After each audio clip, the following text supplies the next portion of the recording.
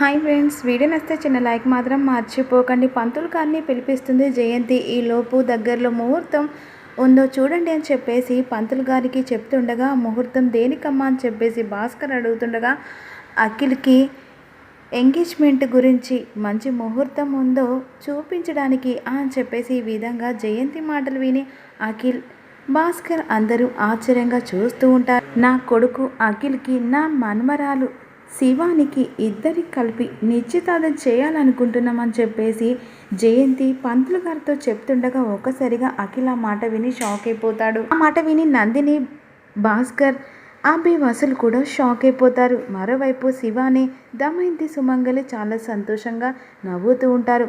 వాళ్ళిద్దరి జాతకాలం పట్టి మంచి ముహూర్తం పెట్టండి పంతులు గారు అని చెప్పేసి జయంతి అంటుంది. అని అఖిల్ నందినిని పెళ్లి చేసుకుంటానని చెప్పాడు కదత్తయ్య అని చెప్పేసి వసు అంటుండగా, నా మనవరాలు శివాని ఈ ఇంటి కోడలు కావాలి, నా కూతురికి మాట ఇచ్చాను అని చెప్పేసి జయంతి కానీ శివాని అఖిల్కి సెట్ కాదత్తయ్య అని చెప్పేసి వసు అంటుండగా, వసు అని చెప్పేసి జయంతి కోపంగా మాట్లాడుతుంది.